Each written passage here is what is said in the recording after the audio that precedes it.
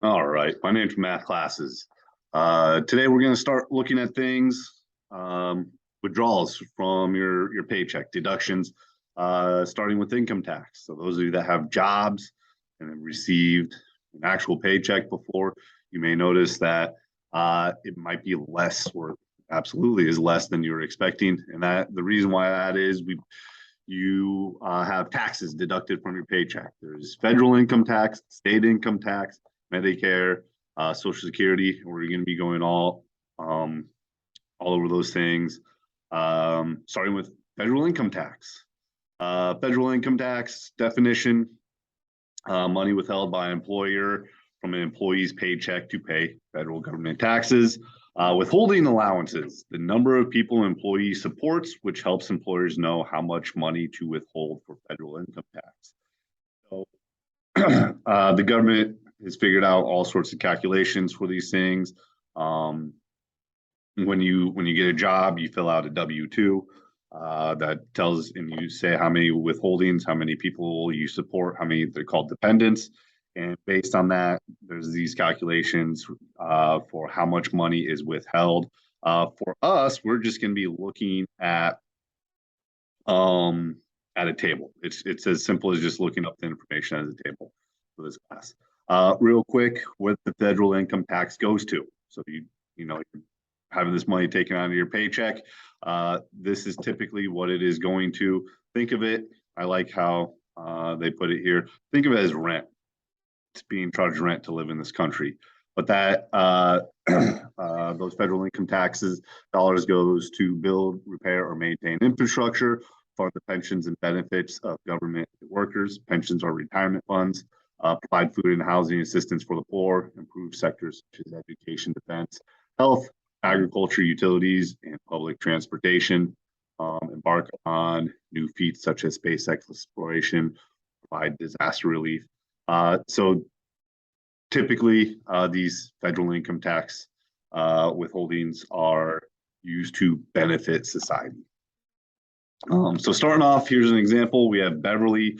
She earns $683 a week. She is single and claims two allowances.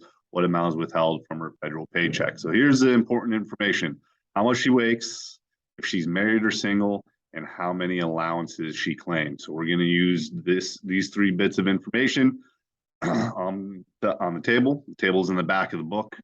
I have copies of it in class. So this is what the table looks like. This is for the top.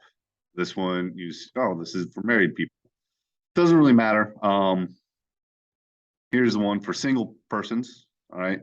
So single, so we need to use the single person. Then you want to use how much they pay. You got to find the range of what they pay. So if you look, it makes at least $600, but less than 610. So this is just the range. So if someone makes 600 to 610, they're going to be in this top row. Our Beverly was 680 to 690. That's okay. But 680, 690, and two allowances. So 680, 690 column. So right there at 68. So that means she has $68 withheld. And that's all it is. Just looking up the information in the table. Let's look at one more example here. So we have Rebecca earns $427.50 per week. I wanted a highlighter there. $427.50. She is married and claims one allowance. She hopes to receive a fund on her next tax return by claiming no allowances this year. How much more in withholdings will be deducted if she claims no allowances? Let's find out these things. So there's one allowance, and we need to go to the married person's. So here's married person. She was 427.50. So 420 to 430, right in here. And then one allowance, it's 21. Should have highlighted it.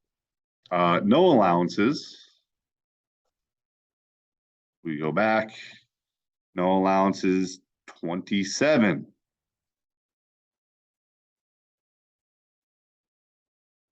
So how much, she'll have $6 more withheld if she claims no allowance and stuff. And that's it. Just make sure you read the problems carefully. The information, you're really not doing too much math. You're just looking up the stuff in a table. And we'll see you next time for state income tax.